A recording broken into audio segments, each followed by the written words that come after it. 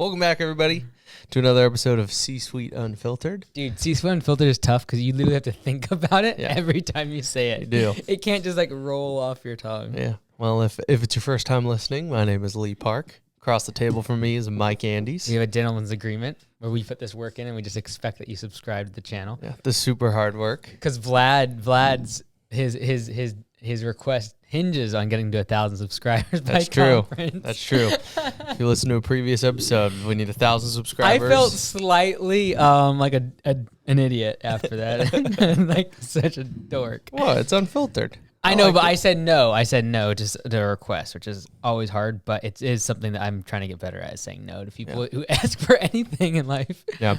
Well, it's interesting you say that because our phones obviously listen to us. Let's just put that out there if you want to put on your tinfoil hat with me.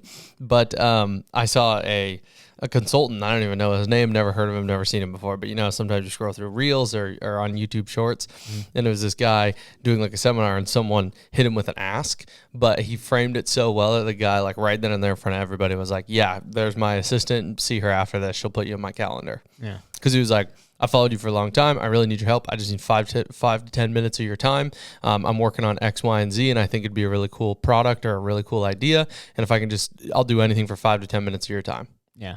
Yeah. I understand if you say no. Yeah, and 5 minutes is one thing, right? The thing is when you're like, for example, this is a couple hours of time, right? Yeah. So I'm just trying to get better at this. Like someone said this the other day. I don't know what I was looking at, and they were like, there's no law against not responding to email, not responding to someone's text message, not responding back to their voicemail. Like, you don't have to say yes or respond to people. Like, there's no law. Right. Right. And people pride themselves like, oh, I respond to every DM. Or it's like, look, I only have one life and I only have 24 hours in a day, and I'm not going to let people just like come squat on it. Because every single day I have people like, I know you're busy, but when I hear that line, I'm out. Because like, look, well, then that's basically saying whatever you're about to say is not worth my time. So. Yeah, that's fair. I saw another thing. It was a little motivating. I sent it to some of the guys in our 75 hard chat. We got a chat to motivate each other. But it was like just a motivational speech clip. I don't know who to credit. And it said, at best, you have 75 years.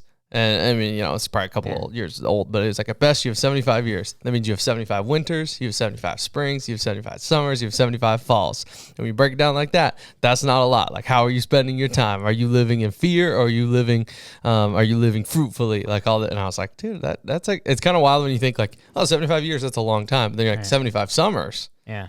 Well, that's not that much. Right. It's like the mindset shift. Totally. So yeah, I get it. Don't want to waste your time. I get that. It's not wasting either. Because it's just a matter of like, there's certain, like right now I have to focus on co-pilot launch. I have to focus on getting ready for spring rush. I'm starting personally 4 new locations. Like, there's things I have to focus on. And like, if I say yes to everything and everyone that would enjoy having 5 or 10 minutes, like I would have no time. So you just have to be very diligent about saying no. And like, if your name, if it does not have something to do with Augusta Nation, and it doesn't have anything to do with Copilot right now, it gets a hard no. Yeah. Just like everything in life right now. Well, if we want to go straight unfiltered, this morning one of your general managers quit on you. Oh yeah, dude, let's go. So how do we feel about that? To like relate to the audience, because I think you've said this before, like as you build more and more things, as the level of skill to the tasks you're doing gets higher and bigger, those what used to be big issues are almost smaller, and you're less reactive to it and you're less emotional. But how did you feel when you heard that news? Well, actually, I didn't. So Chuck, the regional manager, didn't even tell me. He was just taking care of it, and I just noticed that he'd been taken off the chat, like the general manager chat. So I just assumed immediately like what happened. Yeah. So I just knew Chuck is great, and he'd just take care of it without even mentioning it to me. So I was like, oh, I saw that he's out. So yeah, he went and got another job that he had already interviewed for, it sounds like, before. And he was the one we kind of had a question mark about, because he had never had landscape experience, but he had lots of leadership training and like that sort of experience. So we'll see what happens. Chuck might get another manager, or that might be the location that I start. Right. So we might just reshuffle the GMs, and then I'd just go there in a couple months and restart that one by myself. You alluding to something there? Yeah, in June, supposedly. Yeah, it'll be a game day decision, but we'll see. I'm hoping right now in June I go out and start a location from scratch. Let's go. 30 days. What is that, to prove something, or? I think well, maybe, but like it'd just be a matter of like being able to document it all. So Zach would follow me the whole 30 days. Sweet. We try to post every single day as I'm like getting equipment, knocking on doors, getting the first few jobs, hiring my first employee, like getting a GM to replace me once I leave. So it'd just be, I think it'd be a valuable experience for everyone to see. Cool. But we'll see. And when I'm there, I'll probably buy some land because we need to get a shop space. Nice. So I was talking to Chuck. I'm like, yeah, it'd probably be good media, and we can make it work because like there's so many. Like we have the territories are so small that I own. They're like 3 2-mile radiuses that we own pretty close. So we figured we could probably get for their shop space that they're currently all renting storage units. We could probably buy some land, and then they just all have like sectioned off areas that they go from every day. Gotcha. That's cool. I like that. Well, kind of want to jump back. So for context for everyone, Mike's starting 4 new locations, corporate locations, and he had 4 GMs lined up. They all came to training last week at time of recording, and then one of them quit this morning. So for the business owners out there, for the managers out there, what would be your piece of advice if you had a key or integral person just quit on you, no 2 weeks notice? Like, how do you react, and what should someone's thought process be? How do you game plan that as like, Mike Andes? Well, back in the day, I would have been much more reactive, not to this, right? So this is different, right? So someone leaving like this is not a big deal because in the grand scheme of things, like I just know we're gonna figure it out. Yep. Either through another GM or I go there. It literally doesn't faze me at all. Now I would see like if this was my second location and like I was planning to move or like that GM was taking over the existing, that would be a big deal. And so I think as time gone on, like people moving in and out of the company, I've gotten less reactive to it. Like obviously if like you left tomorrow, like it would be devastating. Yeah. But it'd be like, I'm not going to like let that cripple. Like it's not going to, in 10 years, I wouldn't even remember it. Yeah. Sorry. No, that's fair. But I just wouldn't, right? Yeah. So I've just tried to get better at like putting things into perspective. This one specifically, like it didn't even faze me. Like Liz was pretty choked. She's like, seriously, you just came to training. We spent like all this money. You fly him out here. You keep him in hotels and accommodation. You pay them to be here for a couple weeks. But live and learn. Yeah. I felt like that. I think some personal growth that I've noticed is, Liz's reaction I can attest to. I've had that reaction similarly in other situations. But in this one, I was like, we'll figure it out. Like I'm starting to get less reactive to that stuff because it just happens. Yeah, it's also though it's a smaller piece of the pie, right? So if that was my last, $85,000 I spent on that location getting ramped up, and now that's gonna really put me on alert because like literally this week they're getting estimates. Yeah, so this is not like it isn't like this is just easy. I mean, it's easy for us to say this, but like for Chuck, he's jumping in and trying to now juggle this location in the meantime because there are already estimates coming in. Yeah. So it's easy for us to say it, but it's also because there's layers of management between us and me and the actual problem.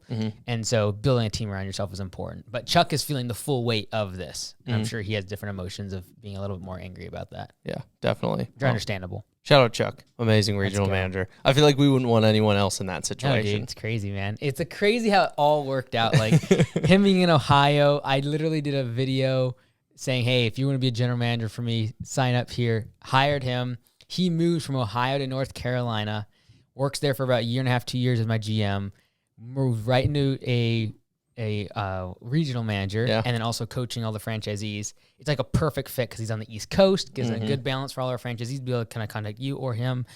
And yeah, it just, I think in hindsight, I don't know if like one part of me is like, we shouldn't have started all these locations because it's going to take a lot of his time. The second part of me is like, we have to because we have to prove that the executive model works. So now I have 8 locations.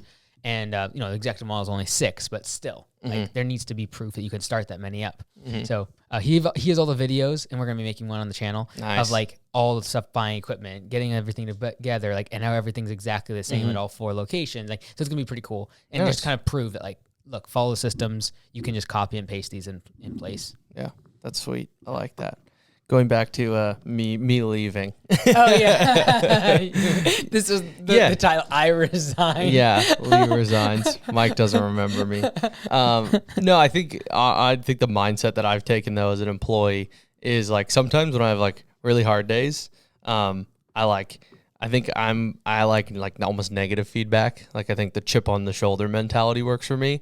And then when I have really good days, I want to, like, kind of humble myself, if I, like, get multiple franchisees like sold or, have like a great coaching call or like help someone achieve a goal, right?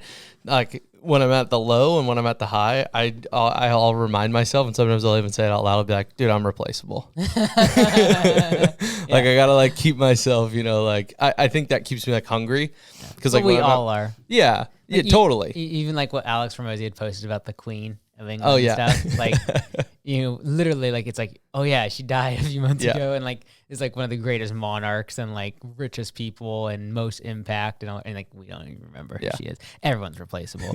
So, I don't think it's just an employee thing. I think it's the same thing with an owner. It's like, you are replaceable too. Like if I get hit by a bus, there'll be someone else start lawn care businesses. Yeah. It'll be just fine. So, yeah. Well, I think his tweet was like, you will die, people will forget you, do what you want or something. Yeah. But it wasn't like do what you want as in like anarchy. Right. It was like, just do what you want. You want to work hard and do something cool, do it. And if you don't, whatever. Yeah, don't let the synthesis of what other people think about you, because ultimately they won't think long about you once you're gone. No, not a chance.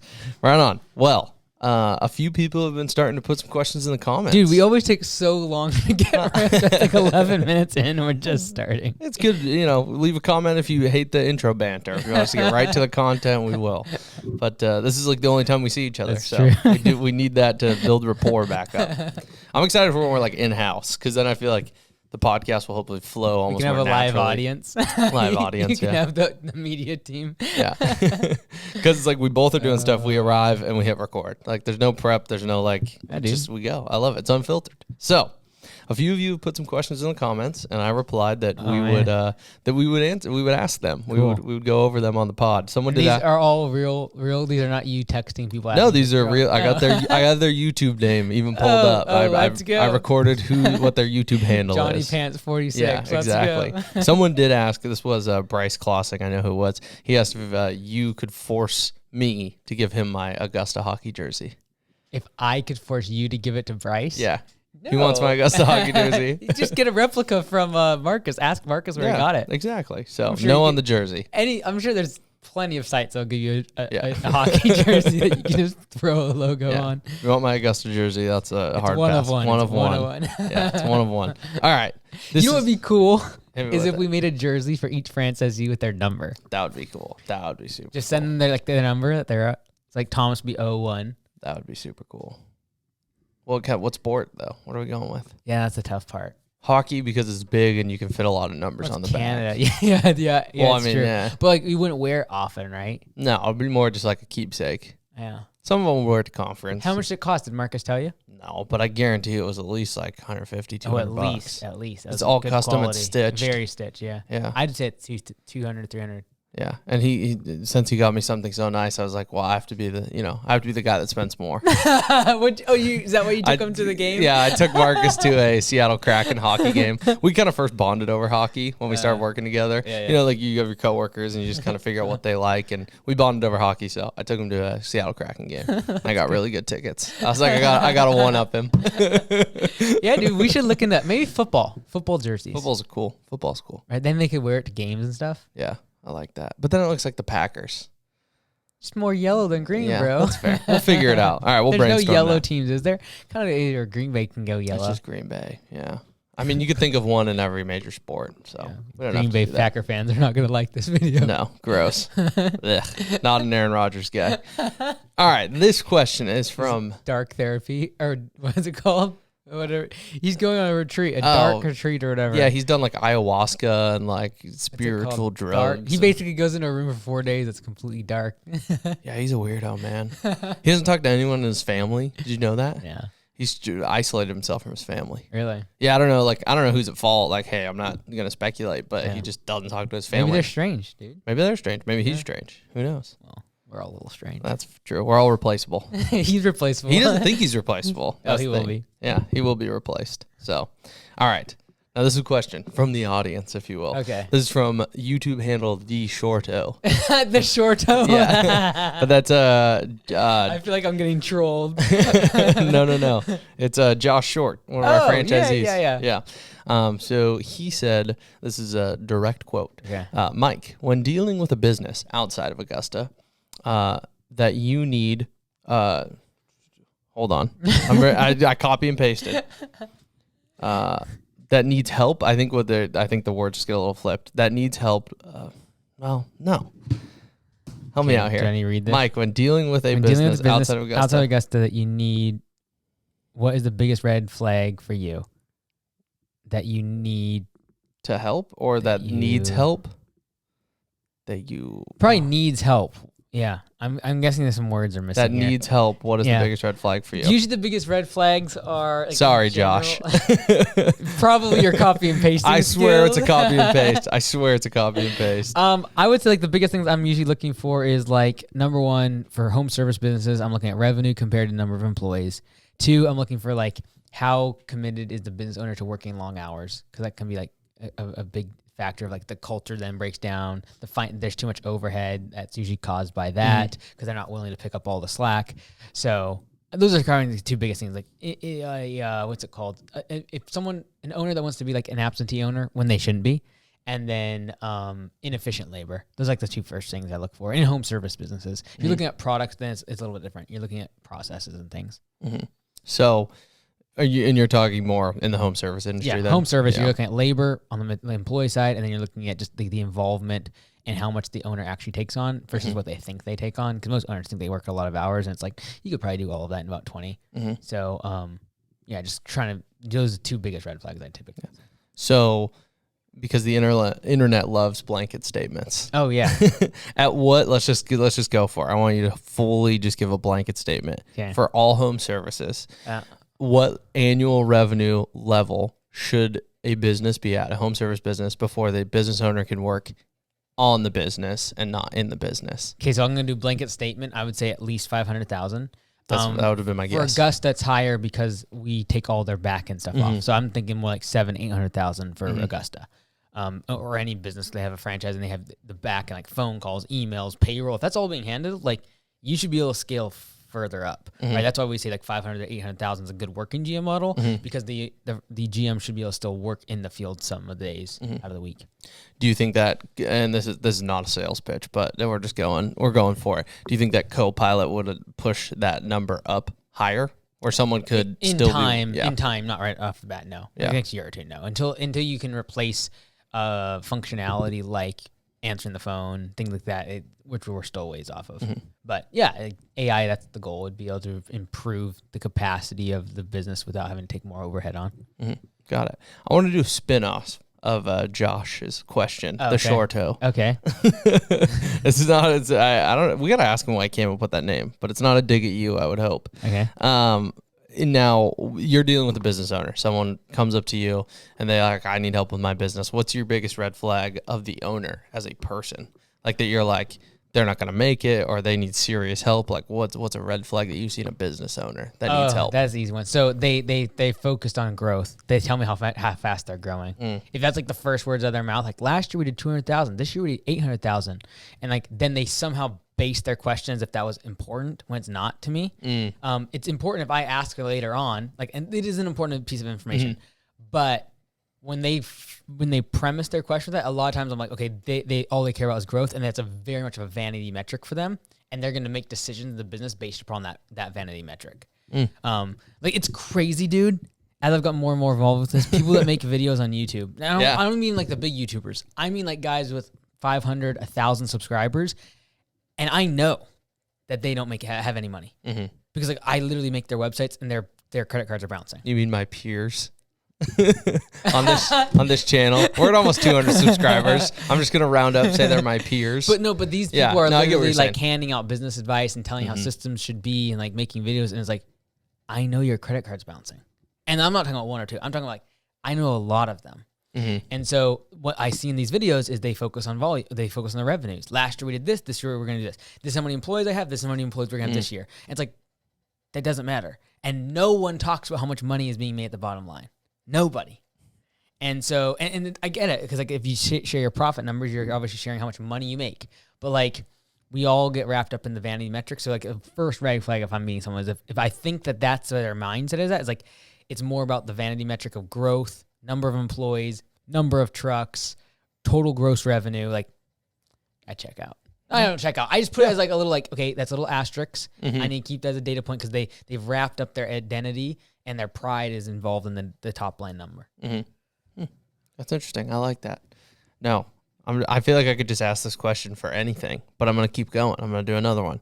A vendor approaches you. A vendor. Right? A vendor. Oh yeah. What's a nice little red flag? Ding ding ding. If they're too salesy, but then on the flip side, if they don't get to the point, like if they're wasting my time, I hate it. Like there's nothing worse than someone wasting my time. We have a vendor right now working with on the software side that like they keep wanting to set up Zoom calls, and Patrick and me are like, we don't need to. Like, give us a short email. We don't need a 15-minute call. We're busy. It annoys me as all. I almost want to just like, forget it. We don't need to work with you. We'll build it ourselves. Yeah. And so that annoys me. And then secondly is if they're too salesy. Like, if they're so promotional and like their product is so good, it's like, okay, why are you pushing it so much? Like, if it's adding value to me, you don't need to sell it so hard. Right. And it's a strategy that we use all the time with Augusta. Like, if we don't need to sell anybody, like if it's a good product and the franchisees love it, they'll tell other people, and then we'll sell franchises. We don't need to like get out and talk about it all the time. Yeah. So that annoys me. Yeah.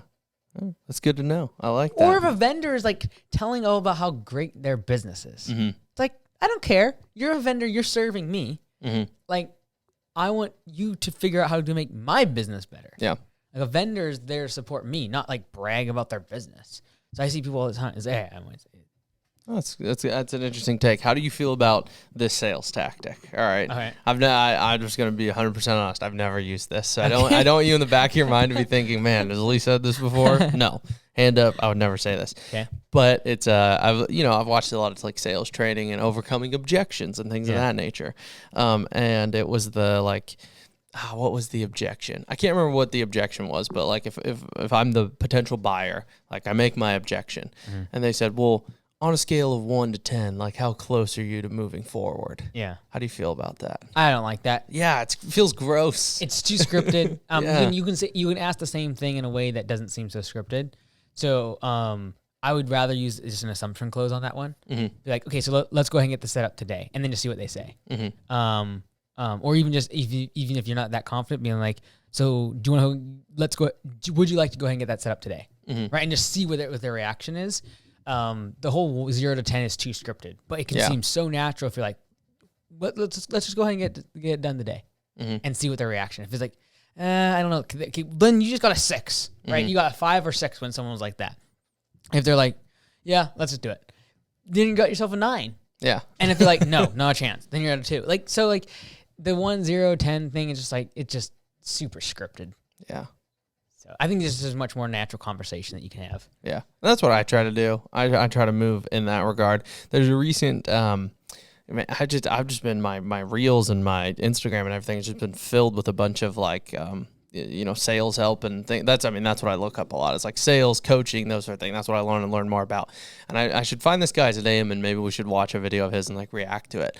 But his whole thing is he trains people on effective communication, and it is like phenomenal. I don't really remember where I was going with that. Oh, he was saying that he was pitching to Microsoft execs on this new rollout, and he said that like all their body language was away from the table, arms crossed, whatever. And he was talking about the power of storytelling, which I feel like I've been trying to lean into a little bit more. And he said he told a story about his son and how he was going to name his son. He said his father had a thick Korean accent. I think he's Korean.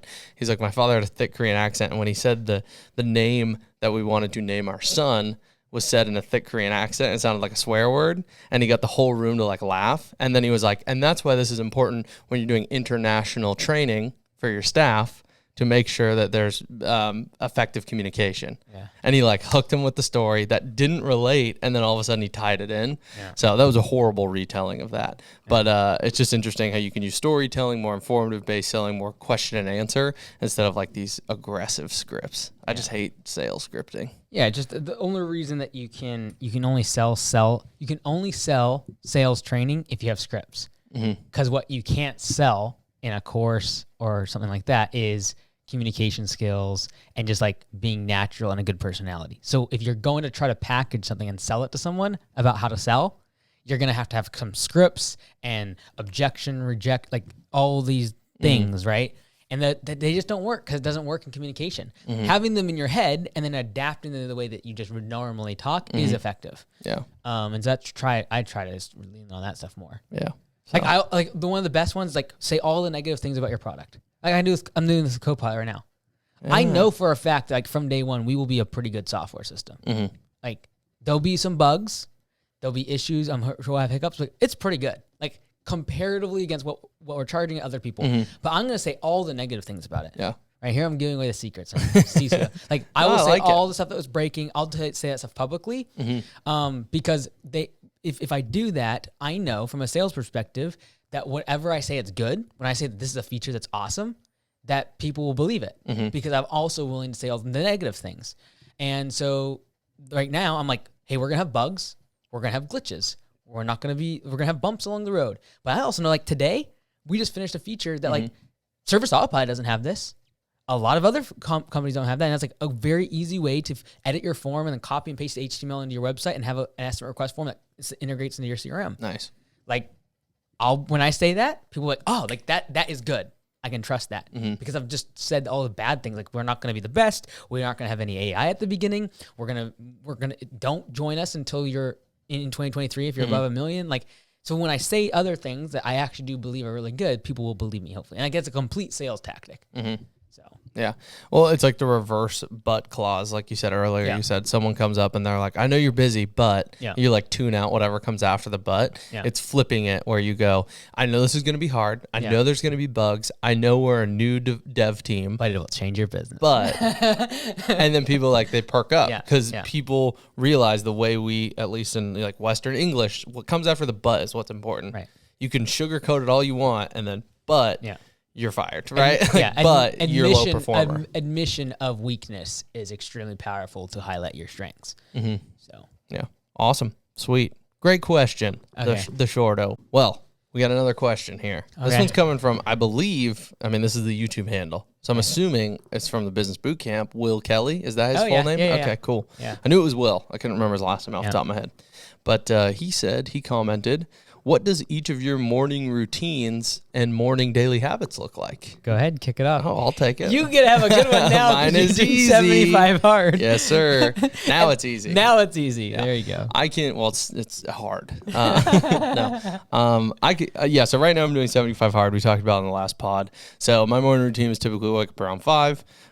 Go straight out the door, not either go to the gym, do a workout, or go right outside and just do a walk, jog, outdoor workout, whatever I kind of feel like doing that day. I don't really plan it ahead of time. I just kind of go based on like how I feel in the morning. I have a general outline of like what workouts I want to hit if when I go to the gym. But if I'm going to do the outside workout, it's basically like a jog or a walk. So that's what I do right now. So that's 45 minutes to an hour. I'm starting to see it, bro. A little here. Yeah. Cool. I'll take it. Yeah. 15 days in. Yeah. Have you lost any weight? Oh, yeah. Oh, really? Yeah. I can tell right like in your face. Yeah. I'm trying to not like step on the scale every day. Good. Because for me, I didn't set a weight goal. Yeah, I'm doing 75 hard because if I commit to it, I will come out healthier on the other end. 100%. And my goal is for 75 hard is to 1, push myself, and 2, just be healthier and set healthy habits that I can keep pushing on. So thank you. We'll keep going. Yeah. I'm 20% of the way in. Let's go, dude. So I'm feeling pretty good. Some days energy is really low, but anyways, back to the question. 75 hard, workout, shower.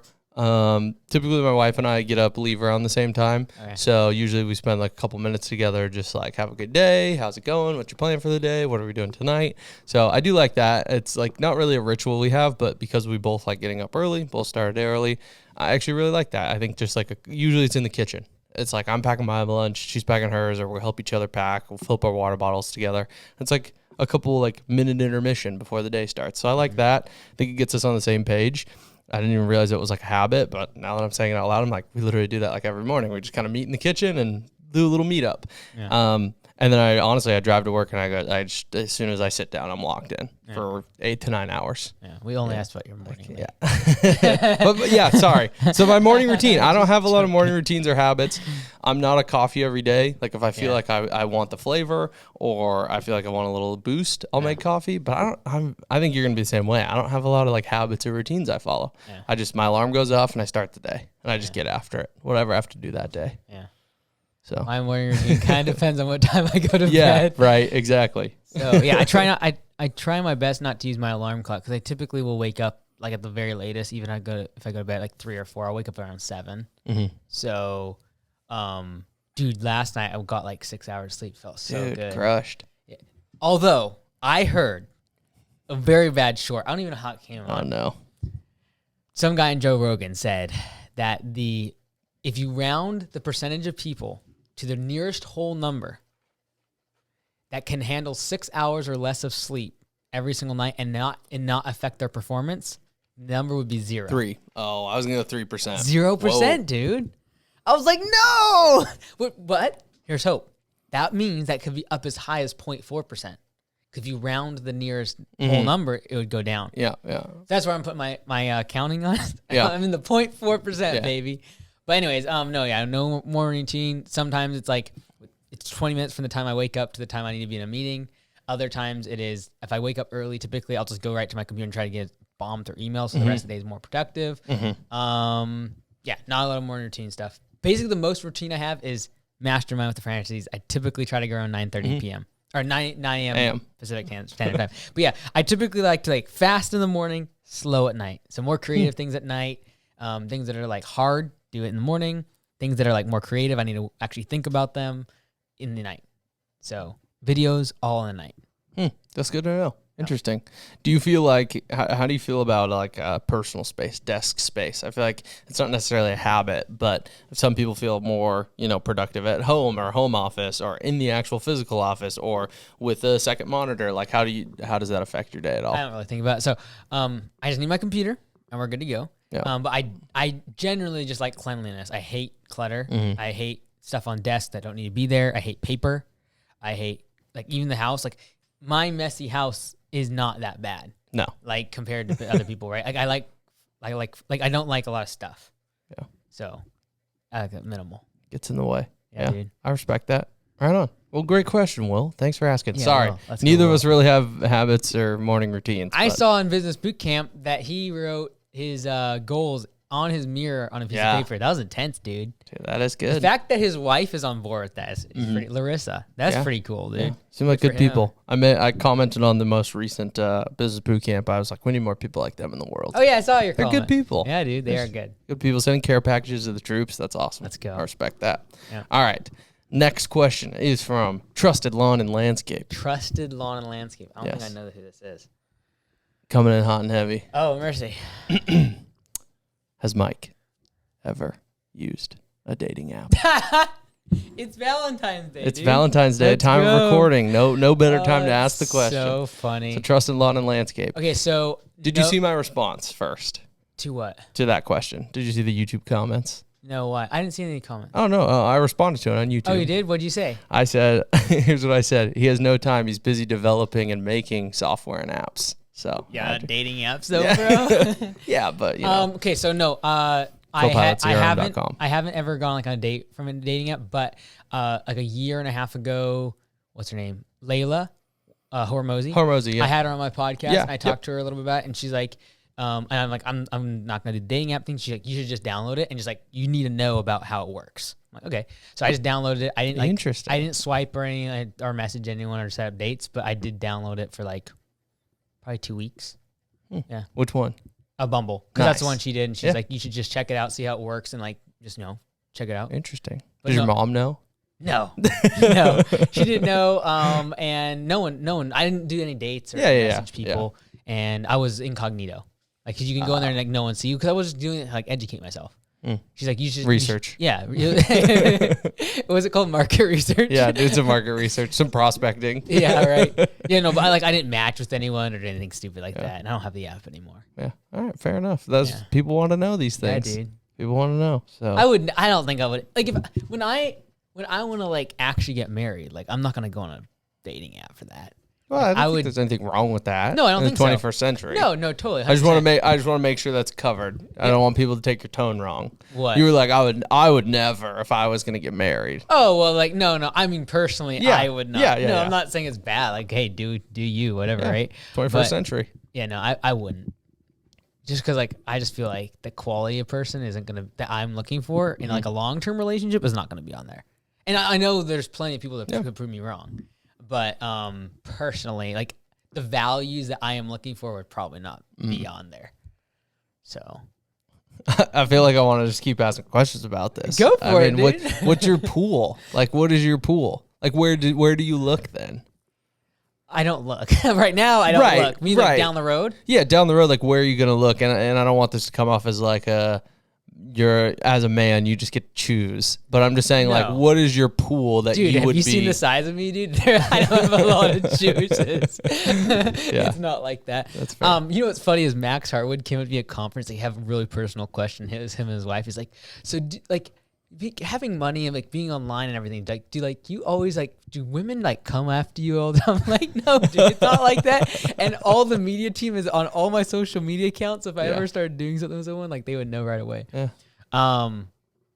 What was the question? I said, what would be your pool? Like, where do you start looking? And I'm not saying it's, once again, I just want to be ultra clear. We're not saying we just go pick. The biggest thing that cuts down is the fact that I would have to be aligned with them on a spiritual level. Mm-hmm. And I think that like immediately I'm looking like a massive chunk of people that I just could never like. Again, I'm talking about like a long-term relationship. Yeah. Which is it's not even on the horizon. I'm thinking personally like 35 to 40 is when like I'll be game for marriage, that. one and done. Yeah. So when that happens, if that happens, it's still an if for me. But if that happens, then I would probably like number one would be the fact that they're aligned spiritually. 2, they have to be athletic. 3, they have to understand entrepreneurialism. Like if they don't want to, like if they're not hungry, it would drive them nuts the way I am. Like they would freak out. Like would they need like go ahead. Like for example, what I just said about Will and Larissa. Like Larissa has to have some threshold to have someone like Will in her life that's like super like we're gonna grow. Some of the things he says like hilarious, like as an entrepreneur that we would laugh at, but like she obviously can get along with it. I'm sure they have in the backyard things that happen, they're not happy with each other, whatever, that's fine. But like for me, like if I was to put things on my window of like or the mirror of what like I wanted, like someone's gotta be okay with that. And they've gotta be okay, like, hey, for the next like 3 weeks, you're probably not gonna see me and I'm not gonna be sleeping in bed because I'm gonna be working on Copilot. And like you've gotta be okay with that. And if you're not, like we shouldn't even like do this. And so I just think that the pool is very small once you take all those things into account. And that's kind of. Do you feel that it needs to be entrepreneurial in the business sense, or just someone that is aligned with like they just want more out of life? Okay, so they're hungry. They're not going to get complacent. That money is not an object for them to spend, but is rather a means to be able to help and do other things in the world. Cool. It's a tool, and that tool cannot be exhausted in terms of how much you get. There's never a moment where it's like, oh, we have enough money. It's like, no. Like, money is not a matter of achieving a number and then we sit back on a beach. Like, that's not how this works. And so getting someone like that is going to be very difficult because most people, they see money as like you attain a certain amount and then you retire. Like you plateau, you stop. It's like, no. Like money isn't there for you. It's there to do things with. It's a tool. And that means I will be forever trying to chase more tools to go get more stuff done. So I understand that's exhausting, and I understand like most people aren't cut out for it. It's like until that either subsides or I find someone, like there's no shot in the world I start a long-term relationship.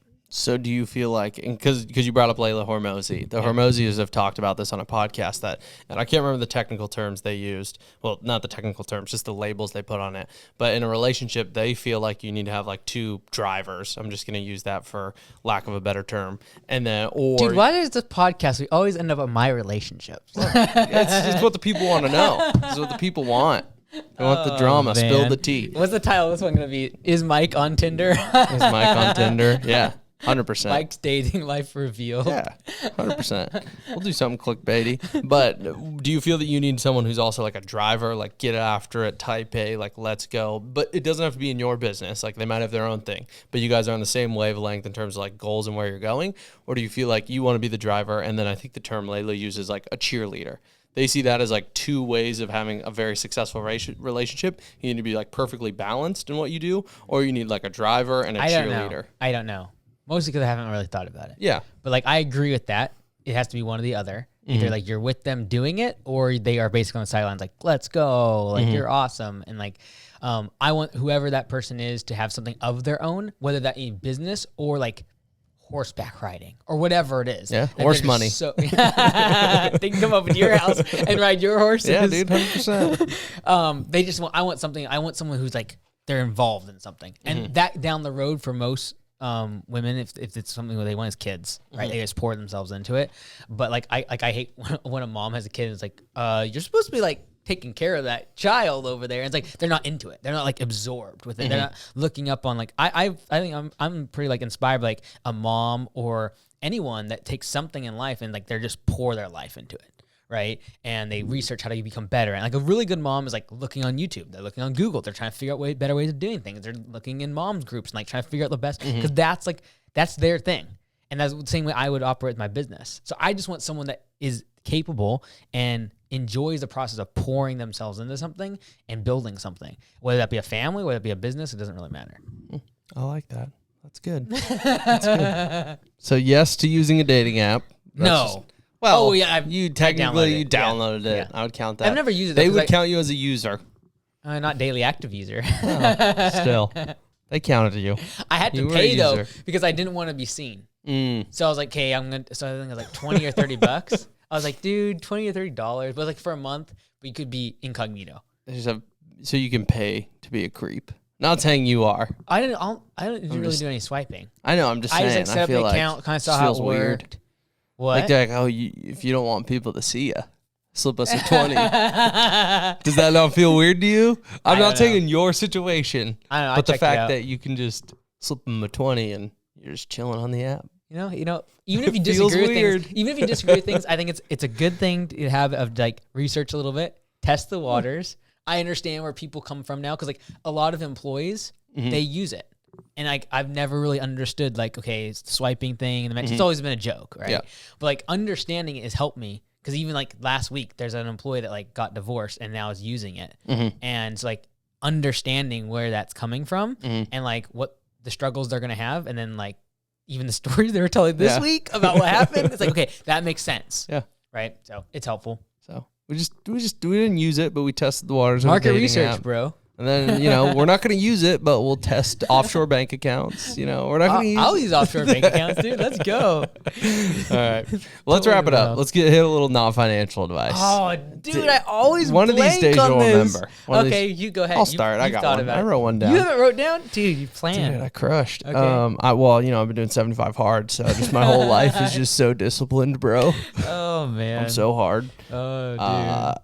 So I've been while doing some of my outdoor workouts, I've been trying to get the work. I've been trying to go flex there, bro. I've been trying to go to the mental gym, bro. So I've been I've read it before, but re-listened to Atomic Habits. Yeah. Great book. Yeah. If you are someone who does not have good structure in your life or discipline, great starting point. So that's just a general piece of advice. Okay. But not financial advice is early on in the book, the author, can you remind me of the author? Do you remember? No. I can't remember his name off the top of my head, but he uses an analogy that really stuck with me because I'm a big sports guy. He said, good coaches don't win the game by looking at the scoreboard.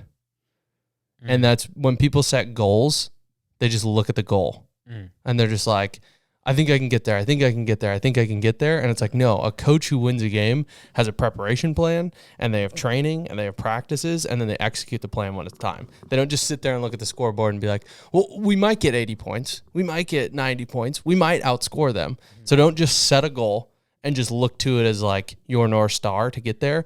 He's saying it's in your preparation and your habits. That's what's going to get you to win the game. So I just like that analogy. It stuck with me. Cool. So don't just look at your goal and hope you're going to get there. Have a plan, prep, get after it.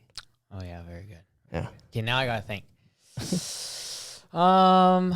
I would say that, did I already give this one? HSA, IRA? No. I think everyone should think about getting an IRA and HSA. It's a really low-hanging fruit to get some tax benefits. Okay. All right, so if an HSA, you can only do that if you have a high-deductible health insurance plan, but you can basically put it aside like $3,500 or whatever, tax-free. IRA, similar thing. You can invest like $6,000 per person. So like if you're a couple, $12,000 per year, and then you can determine if it's like a Roth or a traditional IRA. So whether you get taxed on the front, on the back end, and whether or not the yield of that is increased.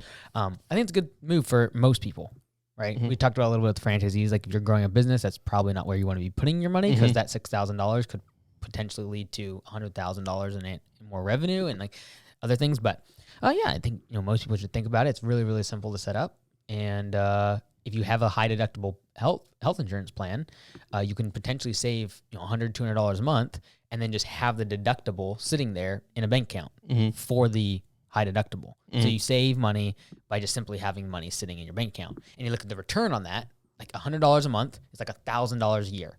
And if you're saving $1,000 a year by having like $5,000 or $4,000 sitting in a bank account to cover the high deductible, that's like a 15-20% return on money by just having the extra high deductible money in there. Yeah, good. I love that. I got a Roth IRA. I sprinkle a little in there. A little sprinkle. Just a little sprinkle. Just a little, retirement safety net, whatever. Let's go. One day I'll just have a business. Yeah, but see, that's the thing. When you start your business, you're like, man, I wish I had that cash. I know. And then you'll want to go break the big, and you'll get taxed out to wazoo and penalized. And brutal. Well, that's your not financial advice. That's an episode. Thanks for listening. We'll see you guys next week. Happy Valentine's Day. Happy Valentine's Day.